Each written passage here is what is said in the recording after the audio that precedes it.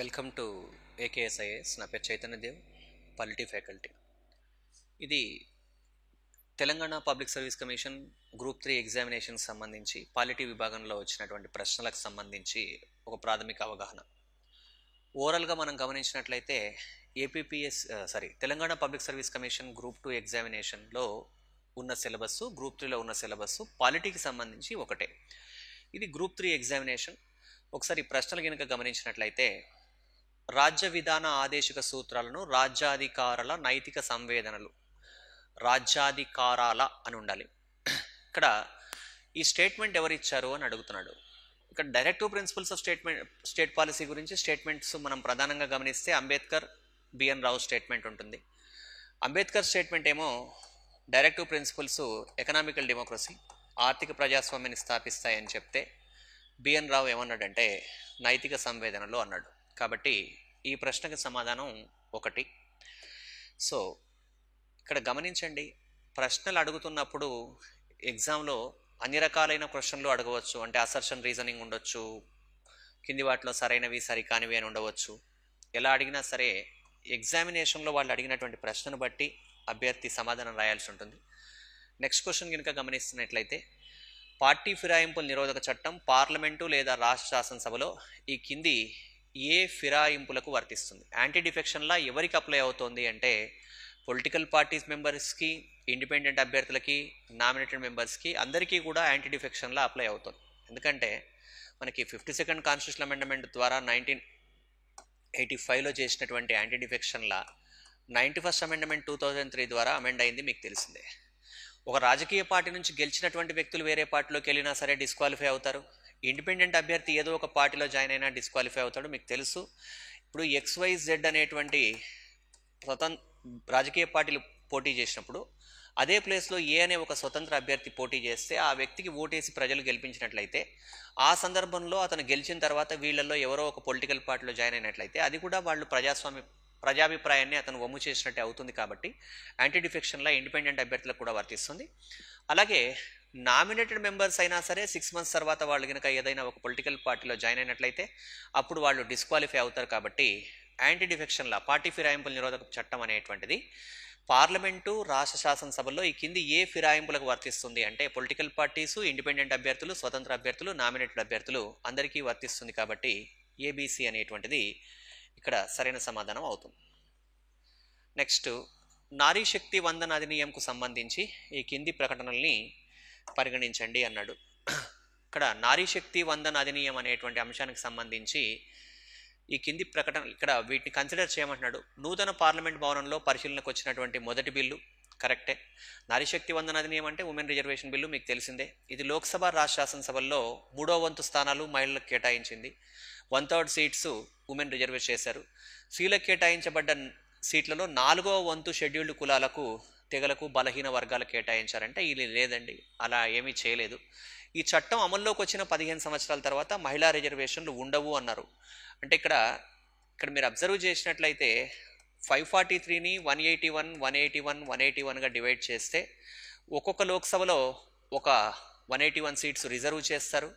Next లోక్సభలో మళ్ళీ ఇవి రిజర్వ్ చేస్తే ఇవి డీ రిజర్వ్, తర్వాత నెక్స్ట్ లోక్సభలో ఇది రిజర్వ్ అయితే ఆల్రెడీ ఇది డీ రిజర్వ్ అయిపోయి ఉంటాయి కాబట్టి ఇది కూడా డీ రిజర్వ్ అవుతాయి. అలా రొటేషన్ పద్ధతిలో 15 సంవత్సరాల కాలంలో అన్ని లోక్సభ నియోజకవర్గాలు 543 నియోజకవర్గాలు కూడా ఉమెన్కి రిజర్వేషన్ అయిపోయిన తర్వాత, ఆ తర్వాత కావాలనుకుంటే అంటే ఎలాగో ఆ తర్వాత వాళ్ళు కావాలనుకుంటే మళ్ళీ ఏం చేయడం అనేది పార్లమెంట్ నిర్ణయం. 15 సంవత్సరాల్లో మొత్తం అన్ని సీట్లకి ఉమెన్ రిజర్వేషన్ అయిపోతుంది కాబట్టి ఆ తర్వాత రిజర్వేషన్లు ఉండవు అన్నది పాయింట్ యొక్క ఉద్దేశం. కాబట్టి దీంట్లో ABD కరెక్ట్, సి అనేది ఒకటి కాదు. ఇక్కడ ఆన్సర్ ఏది అనే దానికన్నా కూడా గమనించండి, ప్రశ్న ఎలా అడిగాడు దాంట్లో మనం అంటే ఏబిసి కన్నా కూడా కాన్సెప్ట్ మీద ఫోకస్ చేసినట్లయితే మనం బాగా అర్థం చేసుకోవడానికి అవకాశం ఉంటుంది. భారత సుప్రీంకోర్టుకు సంబంధించి కింది ప్రకటనల్ని పరిగణించండి అన్నాడు.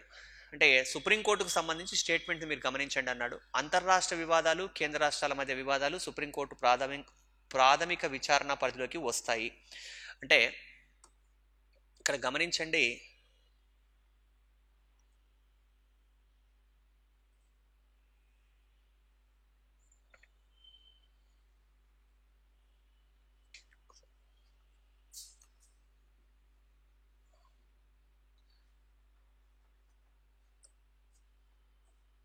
సుప్రీంకోర్టుకు సంబంధించిన ప్రకటనల్ని పరిగణించండి అన్నాడు. అంతర్రాష్ట్ర వివాదాలు, కేంద్ర రాష్ట్రాల మధ్య వివాదాలు సుప్రీంకోర్టు యొక్క ప్రారంభాధికార పరిధిలోకి వస్తాయి. అంటే ఇక్కడ స్టేట్స్కి మధ్య ఉన్న కాన్ఫ్లిక్ట్స్, సెంట్రల్ స్టేట్ కాన్ఫ్లిక్ట్స్ ఇవి ప్రైమరీ జ్యూరిస్డిక్షన్లో వస్తాయి. నెక్స్ట్ అసలు అధికార పరిధి, అంటే ఒరిజినల్ అసలు అనకూడదు, అది ఒరిజినల్ ప్రారంభ అధికార పరిధి. యాక్చువల్గా ఒరిజినల్ జ్యూరిస్డిక్షన్ ఇతర కోర్టుల్లో ఆరంభమయ్యే కేసులు వివాదాలని సూచిస్తుంది. అంటే ప్రారంభ అధికార పరిధి ఇతర కోర్టుల్లో ప్రారంభమయ్యే వివాదాలని సూచించదండి. ఎందుకంటే సుప్రీంకోర్టులోనే ఆ కేసు ప్రారంభమైతేనే అది ప్రైమరీ జ్యూరిస్డిక్షన్ అవుతుంది. కాబట్టి దీనికి ఆన్సరు ఏ. ఇది మీరు సులభంగానే అందరూ కూడా ఇలాంటివి సులభంగానే గుర్తించేందుకు అవకాశాలు ఉన్నాయి.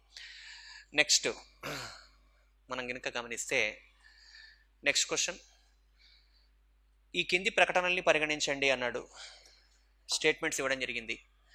కేంద్ర జాబితాలోని ఏ అంశంపైనైనా చట్టం చేసే హక్కు పార్లమెంటుకు ఉంది మీకు తెలుసు. ఉమ్మడి జాబితాలోని ఏ అంశంపైన చట్టం చేసే హక్కు కూడా పార్లమెంటుకు ఉంది. సెంట్రల్ లిస్ట్ మీద ఎలాగో పార్లమెంట్ చట్టం చేస్తుంది. కాంకరెంట్ లిస్ట్ ఉమ్మడి జాబితాలో ఉన్న అంశం మీద కేంద్రము రాష్ట్రాలు ఇద్దరు చట్టాలు చేస్తారు. కాబట్టి ఉమ్మడి జాబితాలోని ఏ అంశం మీదైనా చట్టం చేసేటువంటి అధికారం పార్లమెంటుకు ఉంది అన్న స్టేట్మెంట్ కూడా కరెక్టే. సో నెక్స్ట్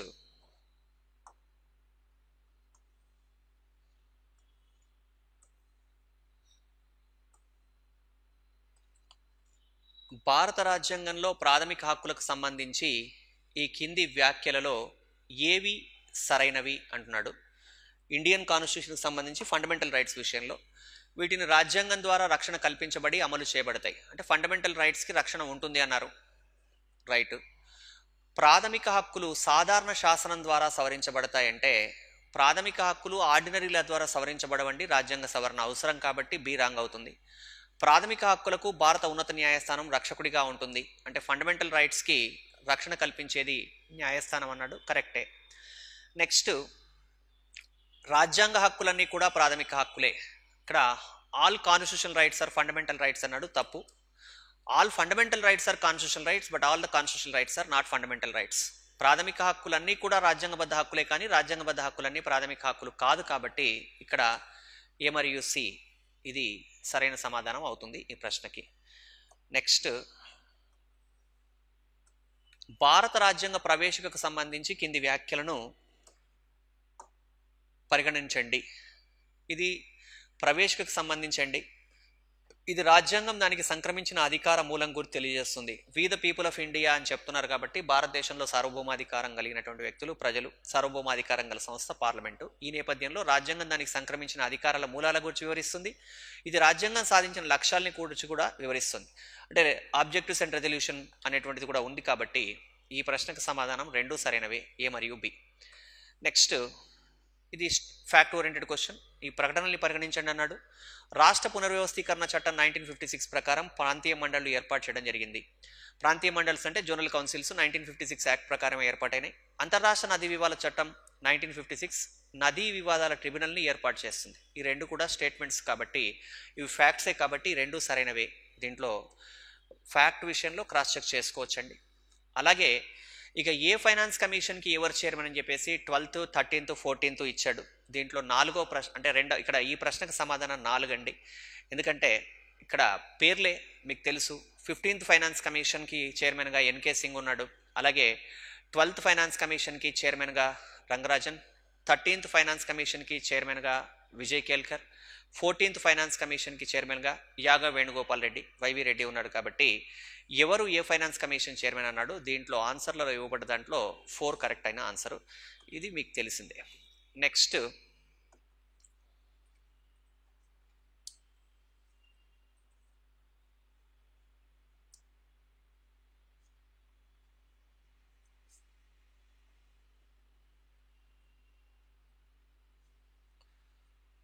ఇక్కడ which of the following statement is correct అన్నాడండి. ఈ కింది వ్యాఖ్యల్లో ఏది ఒప్పు అని ఇచ్చాడు. దీంట్లో రాజ్యాంగంలో షెడ్యూల్డ్ కులాలు మరియు షెడ్యూల్డ్ తెగలు అనే పదానికి నిర్వచనం లేదు. షెడ్యూల్డ్ కులాలు తెగలని చెప్పలేదు. అంటే షెడ్యూల్డ్ కులాలు తెగలని ఉన్నాయి కానీ వాటికి డెఫినేషన్ అయితే లేదు.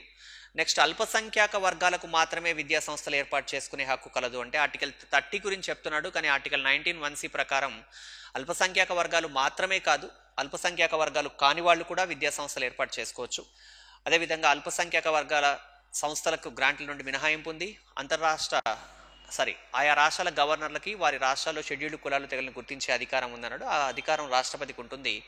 కాబట్టి ఇక్కడ ఇవ్వబడ్డటువంటి ప్రశ్నల్ని మీరు ఉన్నవాటిలో మీరు సరైనటువంటిది ఎంపిక చేయాల్సి వస్తే ఏది ఒప్పు అన్నాడు. కాబట్టి ఈ ప్రశ్నకి సమాధానం ఒకటి మాత్రమే కరెక్ట్, మిగతావి కరెక్ట్ కాదు.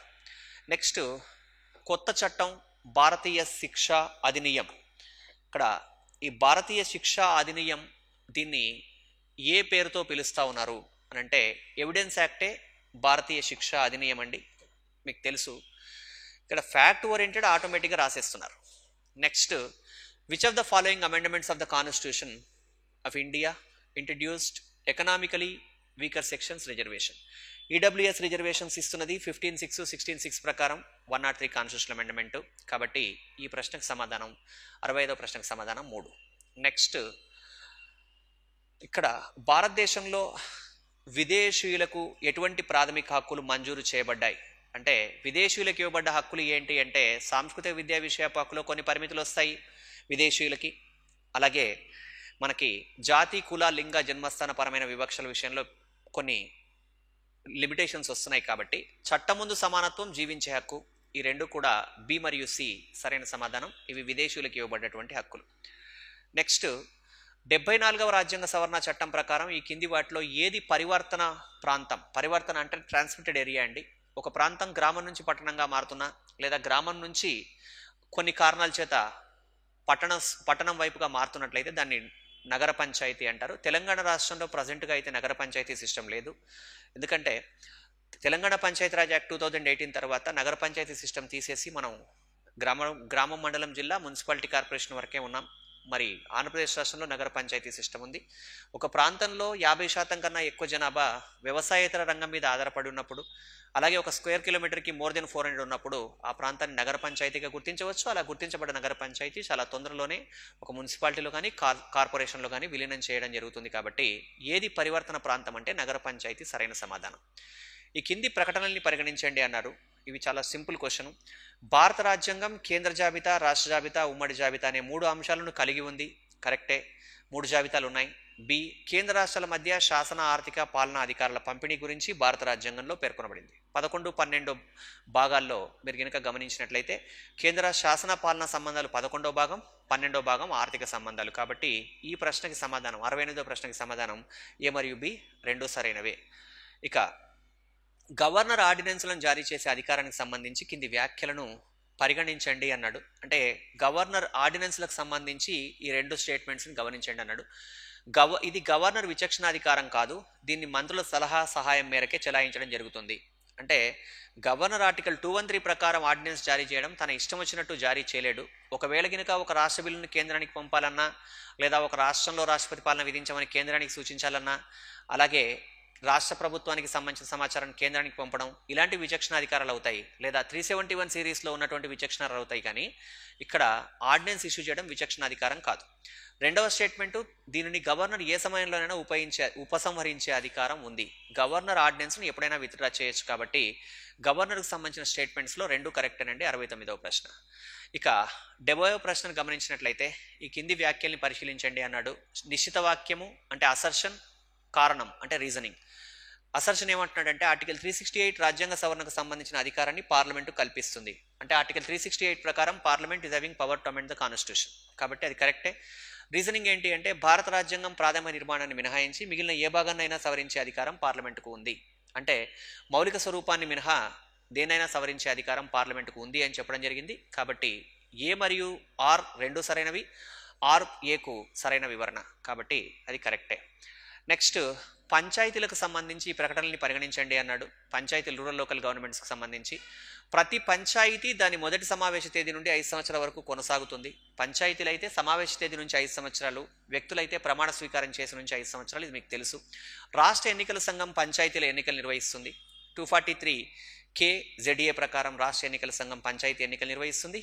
పన్నులు విధించి వసూలు చేసి చట్టాలు రూపొందించే సాధికారత పంచాయతీలకు ఉంది. అంటే ఇక్కడ స్థానిక ప్రభుత్వాలు రాష్ట్ర జాబితాలోని అంశం కాబట్టి స్థానిక ప్రభుత్వాలు పన్ను వసూలు చేసే అధికారాన్ని కలిగి ఉంటాయి, కానీ పన్ను వసూలు చేసే చట్టాలు రూపొందించే అధికారాన్ని కలిగి ఉండవు. కాబట్టి ఈ సి కాకుండా ఏ మరియు బి రెండు సరైనవి అవుతాయి. కాబట్టి 71వ ప్రశ్నకు సమాధానం 2.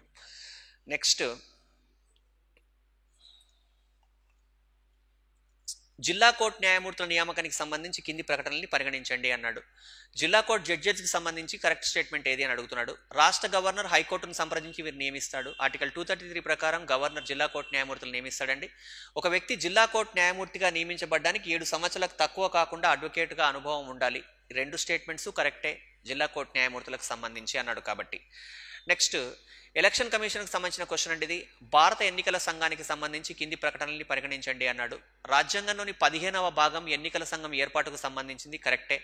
ప్రజాప్రాతినిధ్య చట్టం 1996 ద్వారా దీనిని బహుళ సభ్య సంఘంగా మార్చారన్నాడు. 1950లో ఎలక్షన్ కమిషన్ స్టార్ట్ అయిన తర్వాత అది 1950 తర్వాత 1989లో మల్టీ మెంబర్ బాడీ అయింది. 1990లో మళ్ళీ సింగిల్ మెంబర్ బాడీ, 1993లో మళ్ళీ మల్టీ మెంబర్ బాడీ అయింది. కాబట్టి పబ్లిక్ రిప్రజెంటేటివ్ యాక్ట్ 1996కి ఎలక్షన్ కమిషన్ ఇక్కడ ఏమీ సంబంధం లేదు. కాబట్టి ఈ పాయింట్ను మీరు ఎలిమినేట్ చేయొచ్చు. ఫస్ట్ స్టేట్మెంట్ కరెక్టే. ఒక సుప్రీంకోర్టు న్యాయమూర్తి తొలగింపు విధానం మాదిరిగానే ప్రధాన ఎన్నికల కమిషన్ని తొలగించవచ్చు. సుప్రీంకోర్టు చీఫ్ జస్టిస్ ఎలా తొలగిస్తారో చీఫ్ ఎలక్షన్ కమిషనర్ అలా తొలగిస్తారు. మరి ఇతర ఎలక్షన్ కమిషన్లు అయితే అలా తొలగించరు. ఆ ఇతర ఎన్నికల కమిషన్లని ప్రధాన ఎన్నికల కమిషన్ సూచనల మేరకు రాష్ట్రపతి తొలగించవచ్చు.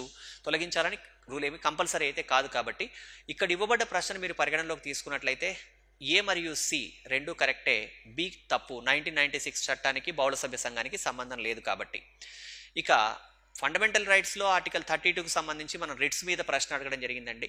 కో వారెంటో అంటే అట్ వాట్ అథారిటీ అన్నది కరెక్ట్, మిగతావన్నీ wrong. Next match the following constitutional amendments అన్నాడు.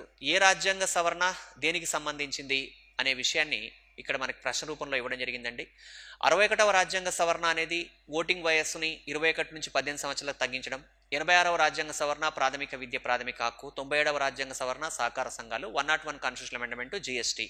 కాబట్టి దీంట్లో మీరు ఒకవేళ మ్యాచ్ చేసుకోదలుచుకుంటే అంటే A3, B5, C1, D2. కాబట్టి ఇది సరైన సమాధానం. 4 సరైన సమాధానం అండి. Next Indian constitution provides the residuary powers to the union. This provision is derived from which of the following country. భారత రాజ్యాంగం కేంద్రానికి అవశిష్టాలు కల్పించడం అనేది ఏ దేశం నుంచి తీసుకున్నాం అంటున్నారు. కేంద్రానికి అవశిష్ట అధికారాలు అనేది కెనడా అండి. అమెరికా సంయుక్త రాష్ట్రాల నుంచి అయితే ఫండమెంటల్ రైట్స్, ఫ్రాన్స్ నుంచి అయితే స్వేచ్ఛ, సమానత్వం, సౌభ్రాతృత్వం, ఆస్ట్రేలియా నుంచి అయితే ఉమ్మడి జాబితా. కాబట్టి ఇక్కడ మనకి అవశిష్టాధికారాలు అనేది కెనడా నుంచి అని గమనించండి. నెక్స్ట్ ఈ ప్రాథమిక హక్కులకు సంబంధించిన స్టేట్మెంట్లు కొంచెం జాగ్రత్తగా అబ్జర్వ్ చేయండి. వాగ్భావ ప్రకటన స్వాతంత్రం లేదా భావ ప్రకటన స్వేచ్ఛ.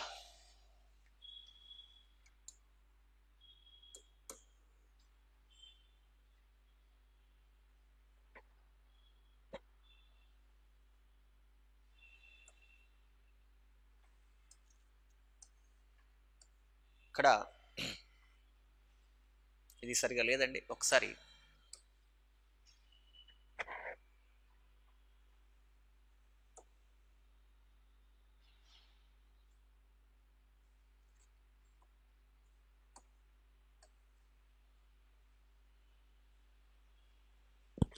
లైవ్ కాదు కదా, లైవా ఇది కొంచెం అరెస్ట్ చేయండి.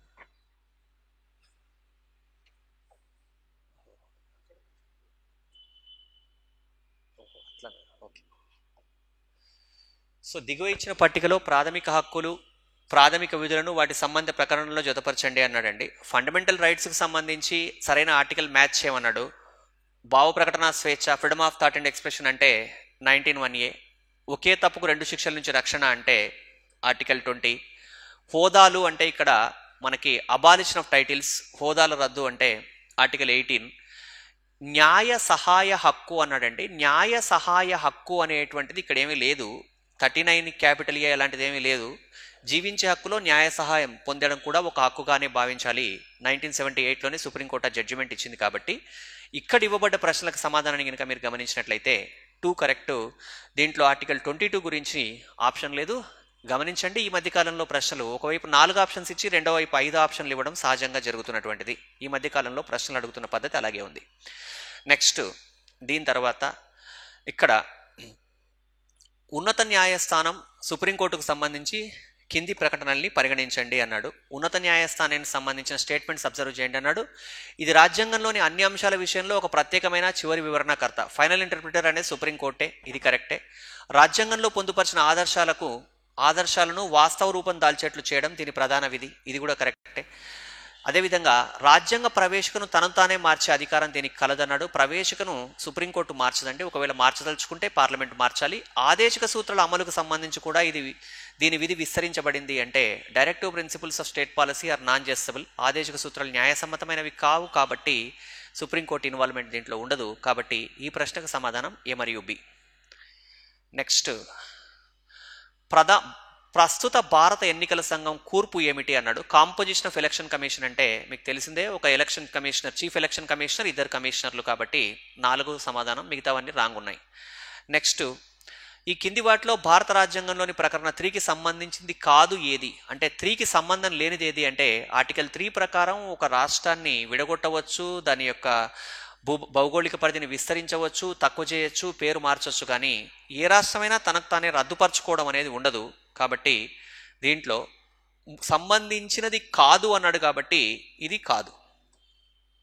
నెక్స్ట్, ప్రజాప్రాతినిధ్య చట్టం 1951లోని కింది ఏ నియమం ప్రకారం రాజకీయ పార్టీలు నమోదు చేయబడుతుందంటే 29A.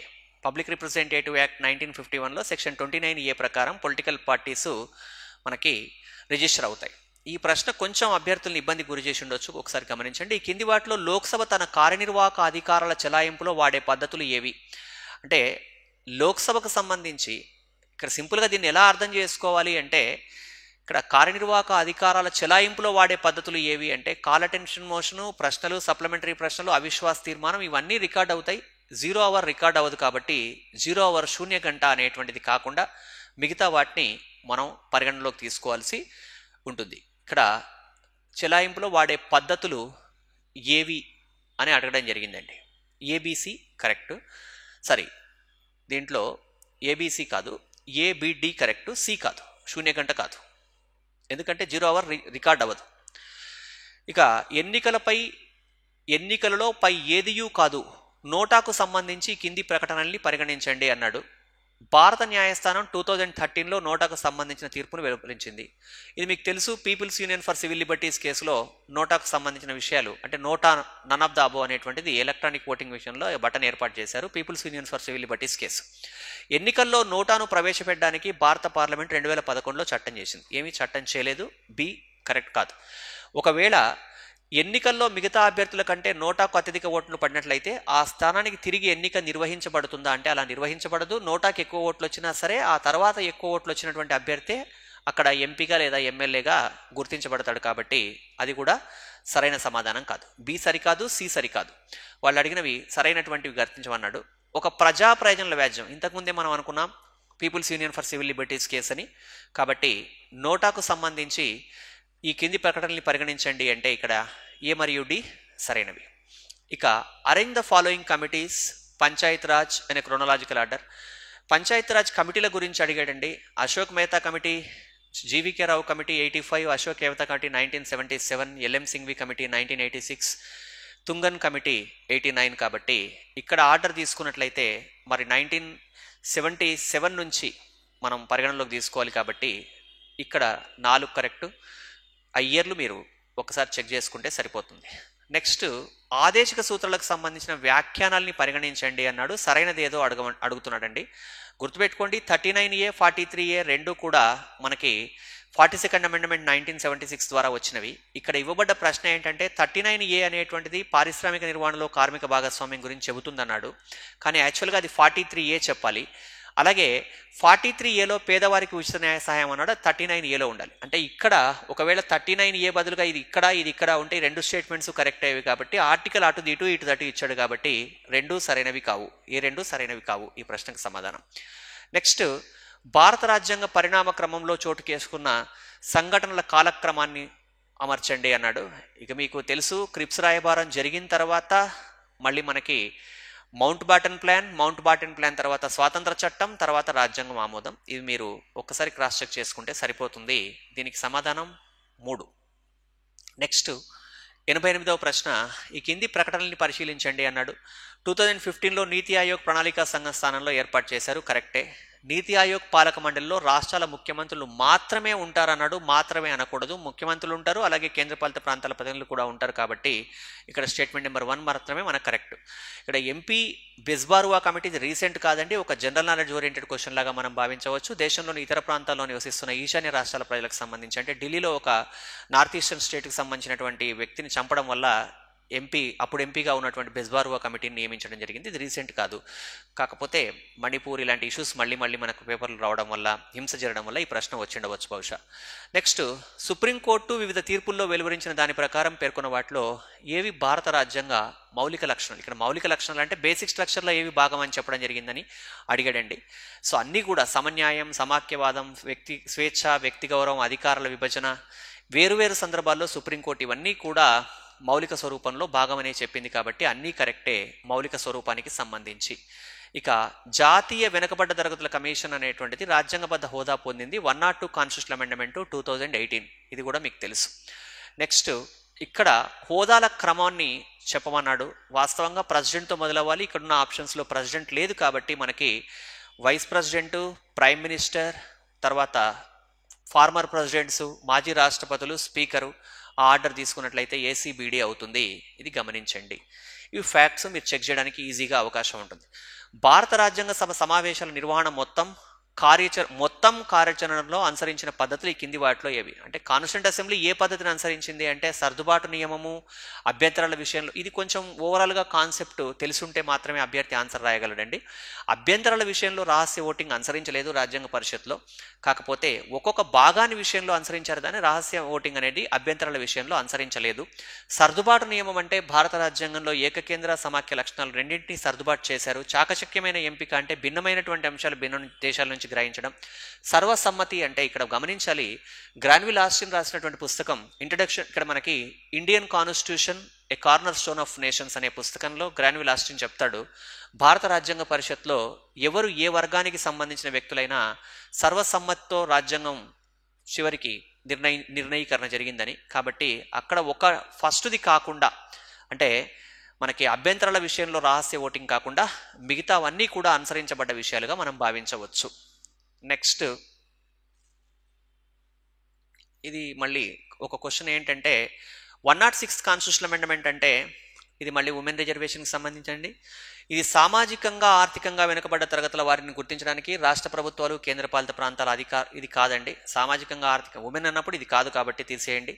దీని ప్రకారం ఢిల్లీ శాసనసభలో షెడ్యూల్డ్ కులాలకు కేటాయించబడ్డ సీట్లలో 1/3 వంతు మహిళలకు కేటాయించవలసి ఉంటుంది. ఢిల్లీ అనే కాదండి, కేంద్రంలో ఉన్నటువంటి లోక్సభలోను, దేశంలోని అన్ని విధాన సభలు ఇంక్లూడింగ్ అంటే రాష్ట్రాలు, ఒకవేళ కేంద్రపాలిత ప్రాంతాల్లో విధానసభలు ఉంటే అక్కడ 1/3 వంతు సీట్లు మహిళలకి. ఢిల్లీలో మాత్రమే అనలేదు కాబట్టి దీన్ని కూడా మనం సరైన సమాధానంగా భావించవచ్చు. నెక్స్ట్, ఇది ప్రతి రాష్ట్ర శాసనసభలో మహిళలకు సీట్లు రిజర్వ్ చేయడానికి అవకాశం కల్పించింది. అవును, నిజమే, ప్రతి రాష్ట్ర విధానసభలోనూ 1/3 వంతు సీట్లు మహిళలకి. ఈ చట్ట నియమ నిబంధనలన్నీ నియోజకవర్గాల పునర్విభజన తర్వాత మాత్రమే వర్తిస్తాయి. ఇది కూడా కరెక్టే, మనకి డీలిమిటేషన్ కమిషన్ రికమెండేషన్స్ ఆధారంగానే వర్తిస్తాయి. కాబట్టి ఇక్కడ 1 కాకుండా 2, 3, 4 అంటే BCD సరైన సమాధానాలు అవుతాయి. ఇక నెక్స్ట్ ఇక్కడ ఇంకొక క్వశ్చన్ ఏదో ఉందండి, ఇంకా డైరెక్ట్గా పాలిటిక్స్ సంబంధించిన క్వశ్చన్లు కావు. ఈడబ్ల్యూఎస్ రిజర్వేషన్లు ఏంటంటే రాష్ట్రానికి సంబంధించి ఉంటాయి కాబట్టి అది మేరు. ఇక